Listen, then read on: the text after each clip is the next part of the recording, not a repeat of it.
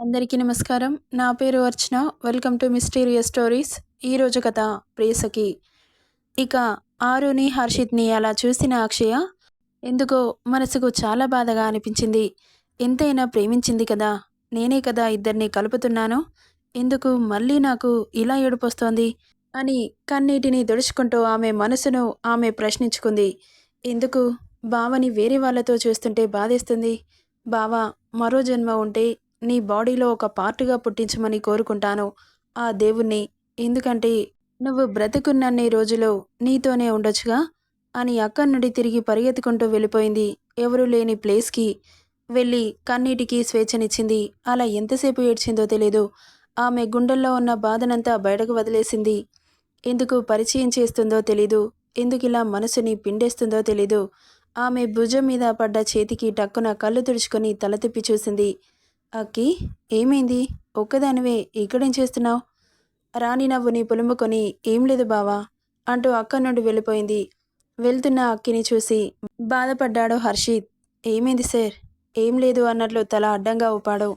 Sir, అంత ప్రేమిస్తున్న తనని వదిలి నన్నే ఎందుకు ప్రేమిస్తున్నారు?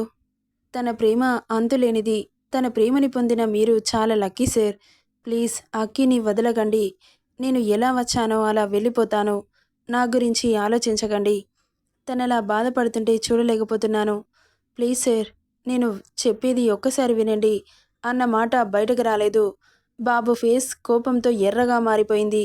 నెక్స్ట్ సెకండ్లో ఆరు పీక హర్షిత్ చేతిలో చిక్కగా వెనక్కి గట్టిగా నొక్కిపట్టి, ఏంటే ఊరుకుంటున్నాను కదా అని ఎక్కువ మాట్లాడుతున్నావు? ఇక్కడి నుండి తోసి పడేస్తా.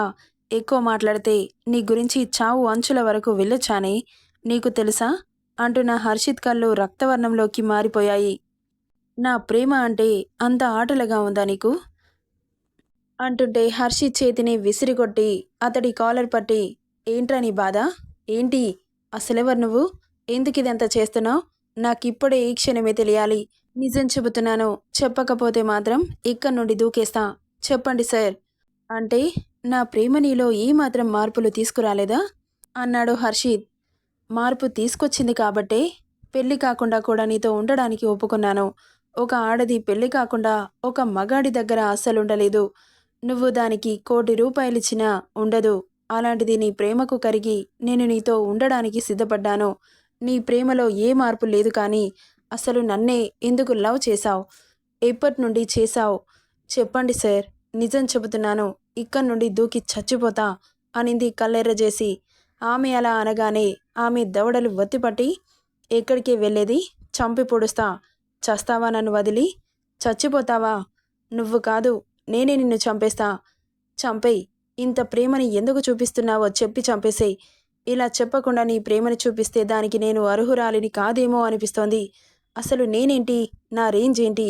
ఇంత పెద్ద బిజినెస్ మ్యాగ్నెట్ వచ్చి జీవితాంతం పెళ్లి చేసుకోకుండా నా దగ్గరే ఉండు, పువ్వుల్లో పెట్టి మహారాణిలా చూసుకుంటాను అని అంటే ఆ అమ్మాయి ఎలా తీసుకోవాలి? అసలేం ఆశించి నా మీద ప్రేమ చూపిస్తున్నారు? ఎందుకురా నా మనసుకు దగ్గరయ్యి నన్నిలా ఉక్కిరి బిక్కిరి చేస్తున్నావు? నువ్వు ఎవరో తెలీదు. కనీసం నీ ఫేస్ కూడా నేను ఎప్పుడూ చూడలేదు. కానీ ప్రేమిస్తున్నానంటావు. లైఫ్ లాంగ్ నీతోనే ఉండాలంటావు. పెళ్లి చేసుకోను అంటావు. అసలు ఎలా అర్థం చేసుకోవాలి? నీ ప్రేమలో ఎలాంటి కల్మషం లేదు. ప్యూర్‌గా ప్రేమిస్తావు. ప్రాణంగా ప్రేమిస్తున్న నీ మరదల్ని నా కోసం వదిలేసుకున్నావు. అసలు నేను నీకు ఏమవుతానని? ఎందుకు నా కోసం ఈ షిప్ యార్డ్‌ని తీసుకున్నావు? నా పేరు మీద కొన్ని లక్షల మందికి అన్నం పెడుతున్నావు. మీ ప్రేమ ఆకాశమైతే నా స్థాయి పాతాళం. నీకు నాకు అస్సలు పొంతనే లేదు. అలాంటిది నా గురించి ఎందుకిదంతా చేస్తున్నావు? ఊరికే ప్రేమిస్తూ ఇవన్నీ తీసుకొని నా కోసం ఇంత కష్టపడుతుంటే నాకేమనిపించదా? దేనికైనా ఒక రీజన్ ఉంటుంది కానీ నా ప్రేమకు మాత్రం ఏ రీజన్ లేకుండా మీ అంతలో మీరు ప్రేమించుకుంటూ పోతే నా ఫీలింగ్స్ని ఎవరికి చెప్పుకోవాలి? ఎవరితో షేర్ చేసుకోవాలి? మీరు నా కోసం చాలా చేస్తున్నారు, కాదనట్లేదు కానీ అందులో నా ఫీలింగ్స్ ఎక్కడ సార్? ఇలా అంటున్నానని ఏమనుకోకండి. ఏమో, నాకు మీ ప్రవర్తన నాకు ఏమాత్రం అర్థం కావట్లేదు. మిమ్మల్ని వదిలి నేను వెళ్ళిపోవాలని అనుకోవట్లేదు. బట్ సడన్గా నా లైఫ్లోకి వచ్చారు. పిచ్చిగా ప్రేమిస్తున్నారు. అడిగితే 12 ఏళ్ల ప్రేమ అంటారు. అవన్నీ అడిగితే ఏం చెప్పరు? ఎందుకు నన్ను పిచ్చిదాన్ని చేస్తున్నారు? వై సార్, వై అని కాలర్ పట్టి అడిగింది. అప్పుడే ప్రేమ చూపిస్తారు, అప్పుడే కోపం చూపిస్తారు. మీకు నచ్చితే ఏదైనా చేస్తారు, నచ్చకపోతే కంటితో చూడను కూడా చూడరు. మీ ప్రేమ సముద్రం, మీ కోపం ప్రళయం. కానీ నేను మీలా కాదు సార్. ఒక మామూలు అమ్మాయిని, సగటు ఆడదానిని. ఎవరి మీదనైనా కోపాన్ని అంత త్వరగా పెంచుకోలేను, ప్రేమని పెంచుకోలేను. ఎందుకంటే ఆలోచన లేకుండా నేను వేసే ఒక అడుగు కొన్ని వందల నోర్లకి తిట్టడానికి అవకాశం ఇస్తుంది. అదిగో నిన్నగాక మొన్న వచ్చిందో లేదో ఒక మిలియనీర్‌ని పట్టింది. ఏం చూపించి పట్టిందో, ఎలా వలేసి పట్టిందో అన్న మాటలు తూటాల్లా పొడుచుకొస్తాయి. అవన్నీ మీకు అనవసరం. బట్ నేను అలా కాదు. మా ఫ్యామిలీస్ మిడిల్ క్లాస్ ఫ్యామిలీస్. నాకు డబ్బు కంటే పరువు, ప్రతిష్ఠ ముఖ్యం. అలాగే మీకు పరువు లేదు అని నేను అనను. మాకంటే ఎక్కువ పరువు మీకే ఉంటుంది. బట్ వాళ్ళతోనే జీవితం గడపాలి కాబట్టి అవన్నీ పట్టించుకోవాల్సి వస్తుంది. ఇప్పటికైనా నేను ఇంత దూరం వచ్చాక కూడా మీరు చెప్పకపోతే మీతో నేను మనస్ఫూర్తిగా ఉండలేను. నేను చెప్పను. నువ్వు ఇలాగే ఉండమని అంటారా? సరే, తప్పకుండా ఉంటాను. ఎందుకంటే మీరు బాధపడితే నేను చూడలేను కాబట్టి అంటున్న ఆరు నడుం చుట్టూ చేతులు వేసి దగ్గరగా అదుముకొని ఆమె కళ్ళలోకి సూటిగా చూస్తూ, మాది హైదరాబాద్. నేను పలానా స్కూల్లో చదివాను అనగానే ఒక్కసారిగా షాక్కు గురైంది ఆరు. అది మా స్కూలే. మీరు అందులో చదివారా? నాకు తెలీదు. నేను ఫిఫ్త్ క్లాస్లో ఉన్నప్పుడు నువ్వు పరికిణిలో బుట్టబొమ్మలాగా కనిపించిన రూపం ఆ రోజు జన్మలో మర్చిపోను. ఆ రూపం నా నరనరాల్లో ముద్రపడిపోయింది. ఎవరు చెరపలేనంత. ఆ దేవుడు కూడా. అప్పట్నుండి నిన్ను చూడని రోజు లేదు. ప్రతిరోజు నీకోసం పడిగాపులు కాసేవాడిని. నువ్వు రాని రోజు ఇంటికి వచ్చేవాడిని. అలా ఒకరోజు నువ్వు స్కూల్కి రాలేదు. సెవెంత్ క్లాస్ మీ ఇంటికొస్తే మీ వాళ్ళు నాతో గొడవపడి పంపించేయాలనుకుంటే మీ అమ్మ బయటకు వచ్చి ఒక్కసారి చూసి వెళ్తాను అని రిక్వెస్ట్ చేస్తే చూపించింది. నువ్వెప్పుడు మెచ్యూర్ అయ్యావు. అలా ఎందుకు కూర్చోబెట్టారో తెలియని వయసు కానీ ఆ రూపం నా మైండ్లో అలాగే తిరుగుతూ ఉంటుంది. ప్రతిరోజు నీ రూపాన్ని నా ఒంట్లో ముద్రించుకునేవాడిని అని చెబుతుంటే ఆరో బ్రెయిన్ అలాగే స్తబ్దుగా మారిపోయింది. అలా కొన్ని రోజులకి మీరు సిటీని వదిలి వెళ్ళిపోయారు. ప్రతిరోజు నిన్ను చూడందే రోజు గడిచేది కాదు. ఆ రోజు కూడా నా మనసులో మాట నీకు చెప్పాలని ఫిక్స్ అయ్యి మీ ఇంటికి వచ్చాను. మీ ఇంటికి తాళం వేసి ఉండడం చూసి ఒక్కసారిగా నా ప్రాణం ప్రాణంలో లేదు.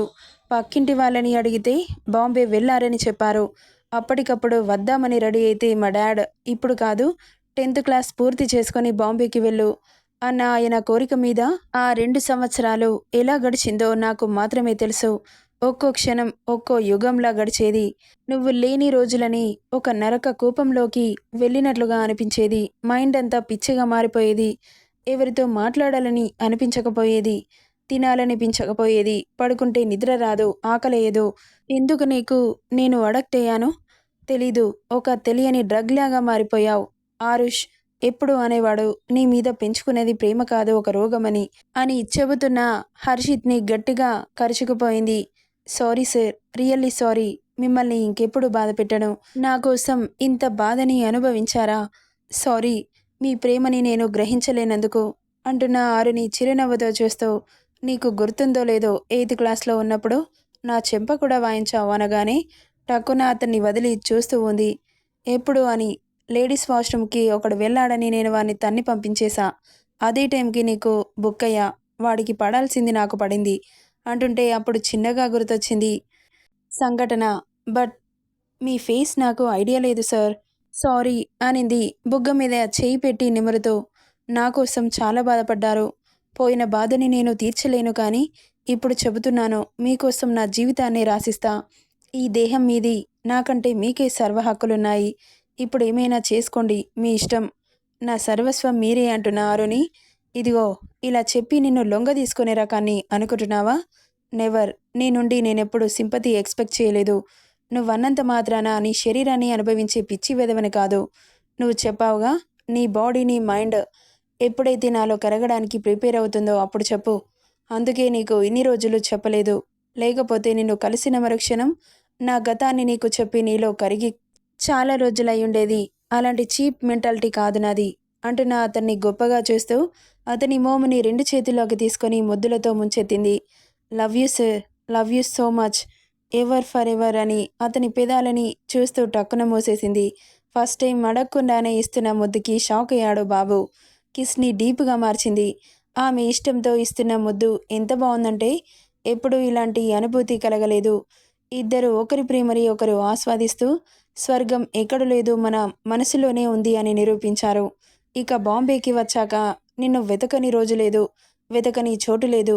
ప్రతిరోజు నీ జాడ ఎక్కడ దొరుకుతుందా అని మా డాడ్ ఇన్‌ఫ్లుయెన్స్ అంతా ఉపయోగించి నీకోసం చాలా వెతికాను. అలా 12 సంవత్సరాల తర్వాత ఆగ్సా బీచ్‌లో కనిపించావు. అన్ని రోజులు నేను పడ్డ నరకయాతన నా మైండ్‌లో నీ మీద కోపంగా మారిపోయింది. నువ్వు కనిపించగానే చంపేయాలి అన్నంత కోపం వచ్చింది కానీ, ప్రేమిస్తున్నాను కదా అని నా ప్రాణాన్ని నేను చంపుకుంటానా? మరి ఇన్ని రోజులు ఎందుకు చెప్పలేదు సార్? నాకెలా తెలుస్తుంది చెప్పకుండా? చెప్పండి సార్. నాకు చెప్పకుండా మీలో మీరే బాధపడితే ఎలా సార్? నాకొక్క మాట చెప్పి ఉంటే మీతో వచ్చేదాన్ని కదా! ఇన్ని రోజులు దూరంగా ఉండేదాన్ని కాదు కదా! నా గతాన్ని నీకు చెప్పి నా మీద ప్రేమ పుట్టేలా చేసుకోవడం నా ఉద్దేశం కాదు. నీ అంతలో నువ్వు నన్ను ప్రేమించిన నాడు నేను సక్సెస్ అయినట్లు. నా ప్రేమలో నేను సక్సెస్ అయ్యాను డియర్. నా గతం నీకు తెలీదు కానీ నా ప్రేమ నీకు తెలిసింది. Love you darling. Love you a lot అని అమాంతం ఆమెను లిఫ్ట్ చేసి గిరగిరా తిప్పాడు. సార్ వదలండి, కళ్ళు తిరుగుతున్నాయని నవ్వుతూ అంటుంటే ఆరుని అలాగే చూస్తూ ఉండిపోయాడు. నిండు చందమామలా నవ్వుతూ ఉంది. అతని మెడ చుట్టూ చేతులు వేసి లతలా అల్లుకుపోయింది. ఇక కాసేపటికి ఏదో గుర్తొచ్చిన దానిలా, సార్ ఒకసారి దించండి, మిమ్మల్ని ఒకటి అడగాలి అనగానే దించి ఏంటి అన్నాడు. మార్నింగ్ మమ్మల్ని అటాక్ చేసిందెవరు అనగానే నీకు ఆ డౌట్ ఎందుకొచ్చింది? ట్రక్ వెళ్ళడానికి మా పక్కన చాలా ప్లేస్ ఉంది, మా వైపే ఎందుకు తీసుకొచ్చిందా అని. అది ఏదో యాక్సిడెంటల్‌గా జరిగింది కానీ అటాక్ చేయాల్సిన అవసరం ఏముంటుంది? లీవ్ ఇట్ అన్నాడు హర్షిత్. నిజం చెప్పండి సార్. మీరేదో దాస్తున్నారు. ఏమైంది? ఇందులో దాచడానికేముంది? యాక్సిడెంటల్‌గా జరిగిందని చెబుతున్నానుగా. మరి మావయ్య గారు అంత సీరియస్‌గా ఎక్కడికెళ్ళిపోయారు? అవన్నీ నీకెందుకు? ప్రశాంతంగా ఉండు అంటున్న హర్షిత్‌ని అనుమానంగా చూస్తూ, నేను ఊరుకోను. మీరు చెప్పాల్సిందే. ఏదో జరుగుతోంది. చెబుతారా చెప్పరా? అంటున్న ఆరుని షార్ప్‌గా చూసి, ఎందుకలా విసిగిస్తావ్? చెప్పే విషయమైతే చెబుతానుగా. పద, మామ్ పిలుస్తుంది.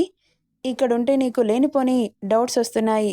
నేను రాను. నా వల్ల మీరు ఇబ్బందుల్లో పడడం నాకిష్టం లేదు అంటుంటే కళ్ళు చిన్నవి చేసి చూస్తూ, నీ వల్ల మాకు ఏమిబ్బంది? మీరు చెప్పకుండా నాకు తెలిసిపోయింది.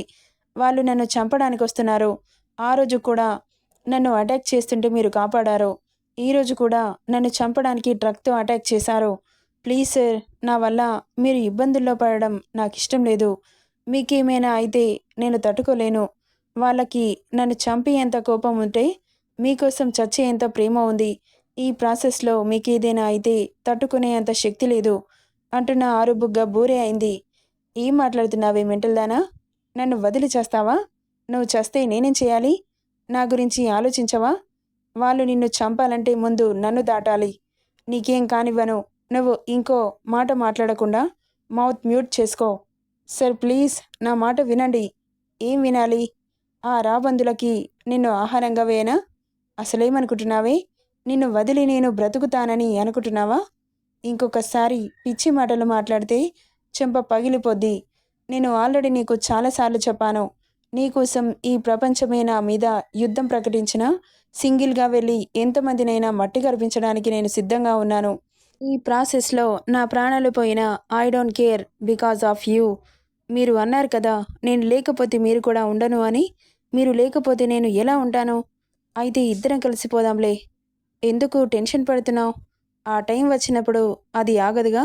ఇప్పుడు మా రీడర్స్ మెదడులో ఒక ఆలోచన వచ్చింది. అదేంటో నేను ఎక్స్‌పెక్ట్ చేశా కానీ మీ అంచనాలకు అందందే నా స్టోరీ అంటూ ఆమె భుజం చుట్టూ చేయి వేసి దగ్గరగా అనుకొని, దానికింకా చాలా టైం ఉంది. నువ్వు పిచ్చి ఆలోచనలు మానేసి నా గురించి ఆలోచించు పాపా. ఈ జీవితంలో నీతో ఒక్కరోజు గడపాల్సిన సిచ్యువేషన్ వచ్చినా కానీ హ్యాపీగా గడిపి నీ జ్ఞాపకాలని మనసు నిండా గుండెల నిండా నింపుకొని వెళ్ళిపోతాను అంటున్న హర్షిత్ మాటలకి ఈసారి బాబు చెంప చెల్లుమనిపిస్తుంది. కొట్టిన చేతిని గట్టిగా పట్టి దగ్గరికి లాక్కొని, ఏంటి పాపా, నన్ను కొట్టేంత ధైర్యం వచ్చిందా అన్నాడు చిలిపిగా చూస్తూ. అసలేమనుకుంటున్నారు? అలా ఎలా మాట్లాడతారు? నన్ను వదిలి వెళ్ళిపోతారా? ఎక్కడికెళ్తారు? మీరు కాదు. ఒకవేళ అలా జరిగే సిచ్యువేషనే వస్తే ముందుగా నేను పోతాను. అలాంటి సిచ్యువేషన్ నేను రానివ్వను కానీ పద అంటూ అక్కడి నుండి చేయి పట్టి విసవిస లాక్కెళ్ళాడు. ఏంట్రా, మమ్మల్ని మొత్తం మర్చిపోయావ్ అనింది నిత్య చిన్నగా నవ్వుతూ. అదేం లేదత్తా, మీ కూతురికి కాస్త ఎక్కువైంది, తగ్గించి తీసుకొస్తున్నా. అంటుంటే గుర్రుగా చూసింది హర్షిత్ని. అదేం కాదు, నా కూతురు బంగారం అనింది ఆరుని దగ్గరికి తీసుకుంటూ. అవును పిన్ని, మీ అల్లుడికి నన్ను తిట్టడం తప్ప ఏమీ తెలీదు అనింది మూతి ముద్దుగా పెట్టి. అవునవును, నాకు అదే పని కదా. సరే కానీ డిన్నర్ చేద్దురు పదండి అంటూ అక్క నుండి కదిలారు. కరణ్ కాల్ మాట్లాడి కిందకొచ్చేసరికి అక్షయ షిప్ కార్నర్లో ఏడుస్తూ కనిపించింది. ఇదేంటి, ఈ అమ్మాయి ఇలా ఏడుస్తుంది? ఇప్పుడు నేను వెళ్ళి అడిగితే ఫీల్ అవుతుందేమో. వీడేం చేస్తున్నాడు? కాల్ వచ్చింది అని చెప్పి అటే వెళ్ళాడు అంటూ వెళ్తుండగా ఎదురయ్యాడు హర్షిత్. రేయ్, ఎక్కడికెళ్ళావురా? ఫ్రెండ్ వస్తే ఇలాగే ఉంటుందా మర్యాద? సారీరా, కొంచెం అర్జెంటు కాల్ వచ్చింది అంటుంటే ఓకే ఓకే, జస్ట్ కిడ్డింగ్. సరే కానీ ఆ అమ్మాయి ఏంటి అక్కడ నిలబడి అలా ఏడుస్తోంది అనగానే టక్కున తలదిప్పి చూశాడు హర్షిత్. ఆఫ్టర్నూన్ నుండి డల్గా ఉన్న అక్షయని చూసి బాధేసింది తనకి. తన మనసు ఎలా మార్చాలి, ఏం చేస్తే మారుతుంది అని దీర్ఘాలోచనలో పడ్డాడు. ఏమైందిరా అంటూ భుజం తట్టి ఊపాడు కరణ్. ఏం లేదు అన్నట్లు తల అడ్డంగా ఊపాడు. ఆమెకి ఏదైనా ప్రాబ్లం ఉందా? నాకు తెలిసి లవ్ ప్రాబ్లం అనుకుంటా, లేకపోతే అంతలా ఫీల్ అవ్వరు. అదేంట్రా అంత మాటన్నావు? లవ్ ప్రాబ్లం ఉంటేనే అమ్మాయిలు అంతలా ఫీల్ అవుతారా? ఇంకా వాళ్ళకి ప్రాబ్లమ్స్ ఏముంటాయి? పెళ్ళైన తర్వాత ఏడిస్తే భర్త మంచోడు కాదు, అందుకే ఏడుస్తుంది అనుకోవచ్చు. తనకి పెళ్లి కాలేదు కాబట్టి తన లవర్ ఆమె ప్రేమను యాక్సెప్ట్ చేయనట్లున్నాడు, అందుకే అంతలా ఏడుస్తుంది అని కరెక్ట్గా చెప్పగానే ఒక్కసారిగా షాక్ అయ్యాడు హర్షిత్. ఎవరికి డౌట్ రాకూడదు అనుకున్నాడో వాళ్ళకే డౌట్ వచ్చిందని. అదేం లేదురా, తను ఎవరినైనా లవ్ చేస్తే నాకు చెప్పకుండా ఉంటుందా? నువ్వు పిచ్చి ఆలోచనలన్నీ మానేసి పద వెళ్దాం, నిన్ను మామ్ పిలుస్తుంది అంటూ అక్కడి నుండి తీసుకెళ్లాడు. ఆంటీ, ఇందాక మీరు కనిపించలేదు అంటూ అంజు దగ్గరికి వెళ్ళాడు కరణ్ ఎగ్జైటింగ్గా. హాయ్ నాన్న, ఎప్పుడొచ్చావు? నేనొచ్చి చాలాసేపు అవుతుంది ఆంటీ. అమ్మ వాళ్ళు ఎలా ఉన్నారు? చాలా బాగున్నారు హర్షిత్ అని పిలిచాడు ఆనంద్. ఇక అక్క నుండి లేచి పక్కకెళ్లారు ఇద్దరు. చెప్పండి మావయ్య. నువ్వే చెప్పాలి అన్నాడు ఆనంద్. దేని గురించి? అక్షయ్ గురించి. తనకి ఒక మ్యాచ్ చూశాను. చేసుకోమంటే పెళ్లి చేసుకోకుంటే ఏమవుతుంది? నేను ఇలాగే ఉంటాను, కనీసం బావ జ్ఞాపకాలతోనైనా బ్రతకనివ్వరా? ఎందుకు నన్ను పెళ్ళి పెళ్ళి అని చావగొడుతున్నారు అని చెబుతుంటే ఏం మాట్లాడాలో అర్థం కాలేదు హర్షిత్కి. మీరు టెన్షన్ పడకండి మావయ్య, తనని ఎలాగైనా ఒప్పించే బాధ్యత నాది. నా ఫ్రెండ్ కరణ్ ఉన్నాడుగా, వాడు మీకు నచ్చాడా? చాలా బాగున్నాడు కానీ అక్షయ ఒప్పుకుంటుందా? మన ప్రయత్నమైతే మానుకోవద్దు కదా. చూద్దాం, తనకి కొన్ని రోజులు టైం ఇద్దాం. సరే, చాటుగా వీళ్ళ మాటలు వింటూ ఉంది ఆరు. వీళ్ళు వస్తున్నారని తెలిసి అక్క నుండి వెళ్ళిపోయింది. ఇక ఆనంద్ వెళ్ళిపోగానే హర్షిత్ చేయి పట్టుకొని పక్కకు తీసుకెళ్ళింది. ఏమైంది, ఇలా తీసుకొచ్చావు? మనకేమైనా ఆఫర్ ఇస్తున్నావా అన్నాడు చిన్నగా కన్ను కొట్టి. ఛీ, మీకెప్పుడు అదే ధ్యాస. ఇలా పక్కకు తీసుకొస్తే అదే అనుకుంటారు కానీ ఇంకోటి ఎందుకు అనుకుంటారు? సరే కానీ ఎందుకు తీసుకొచ్చావు చెప్పు. అక్షయ నాతో మాట్లాడింది. ఏమనింది? మీరు నన్ను పెళ్లి చేసుకోనన్న విషయం తనకు తెలియదంట కదా. ఆ విషయం తెలిసి నా కోసం బావ పెళ్లి చేసుకోను అంటున్నాడని, తను పెళ్లి చేసుకోవడానికి ఒప్పుకుంటాను అని చెప్పింది. నేను కోరుకుంది ఆమె బలవంతంగా పెళ్లి చేసుకోవాలని కాదు, మనస్ఫూర్తిగా చేసుకోవాలని. నాకొక విషయం అర్థం కాదు సార్, ఆమె మనసులో మీరున్న తర్వాత మనస్ఫూర్తిగా ఎలా పెళ్లి చేసుకుంటుంది? అవ్వ కావాలి, బువ్వ కావాలి అంటే ఎలా సార్ అని సీరియస్గా చెప్పి వెళ్ళిపోతుంటే ఆమె రెక్కపట్టి ఫోర్స్గా గోడకి లాక్ చేసి, అసలు నీ ఇంటెన్షన్ ఏంటి? ఏమనుకుంటున్నావో చెప్పు. నా ప్రేమను మర్చిపోయి తనని పెళ్లి చేసుకోమని చెబితే చంపుతా, అది తప్ప ఇంకేదైనా చెప్పు. పెద్ద దానకర్ణుడిలాగా ఫోర్స్ కొట్టావనుకో తోక కత్తిరించేస్తా. చెప్పాలనుకున్న వాటిని మీరే లాక్ చేశారు. నా దగ్గర ఏమున్నాయి చెప్పడానికి? ఇంత చెప్పినని మట్టిబుర్ర మారలేదా? నాదేం మట్టిబుర్ర కాదు. ఒక అమ్మాయి నా వల్ల అంత బాధపడుతుంటే తట్టుకోలేకపోతున్నాను. మరి నేను బాధపడితే బాగుందా? మీరు బాధపడితే ఇంకా చూడలేను అని నువ్వే అంటావు. నేనేం చేయాలో చెప్పు అంటున్న హర్షిత్ని చిరునవ్వుతో చూస్తూ, నేనొక విషయం చెబుతాను, ప్రశాంతంగా వినండి. చెప్పు. తనకి మ్యాటర్ చెబుదాం. కరణ్ అన్నయ్యని పెళ్లి చేసుకోమని. ఒసేయ్, అన్నయ్య అంటే మూతి పగిలిపోద్ది. వాడు నీకు అన్నయ్య అయితే నువ్వు నాకేమవుతావే? అయ్యో సారీ సార్, టెన్షన్లో మర్చిపోయా అనింది తలగొక్కుంటూ. త్వరగా చెప్పి చావు. మ్యాటర్ ఇద్దరికీ చెబుదాము. కరణ్ బావగారికి నా చెల్లికి. హా, మన పెళ్ళి అవ్వడం కోసం ఒప్పుకుంటుంది అన్నాడు హర్షిత్. ఒప్పుకుంటుంది, ఒప్పుకున్న తర్వాత పెళ్లి చేస్తాం. మెల్లగా అతని ప్రేమతో తనని మార్చేస్తాడు. ఇది వర్కౌట్ అవుతుంది, నన్ను నమ్మండి. ఇంత రాక్ లాంటి హార్ట్ అయినా ప్రేమకి కరగాల్సిందే. ఒక్కసారి ఆలోచించండి అంటున్న ఆరు మాటలు వర్కౌట్ అవుతుందేమో అనిపించింది. ఆలోచనలో పడ్డ హర్షిత్, హలో సార్, కాస్త దూరం జరగండి, మీరు అంత దగ్గరగా ఉంటే నాకు ఏదోలా అవుతుంది అనింది. అతని శ్వాస వెచ్చగా తగులుతుంటే ఏమవుతుంది అన్నాడు కొంటగా నవ్వుతూ. టక్కున దూరం తోసి పారిపోయింది. వెళ్తున్న ఆరుని చూసి చిన్నగా నవ్వుకుంటూ ఇడియట్ అని ముద్దుగా తిట్టుకొని తనని చూస్తూ, నువ్వే నా బలం, నువ్వే నా బలహీనత, ఎన్ని అవాంతరాలు ఎదురైనా నన్ను వదిలి దూరంగా వెళ్ళిపోకు ప్రియతమా. నెక్స్ట్ పార్ట్లో ఏం జరుగుతుందో చూద్దాం. ఏ స్టోరీ ఎలా ఉందో కామెంట్ చేయండి guys. Thank you for listening.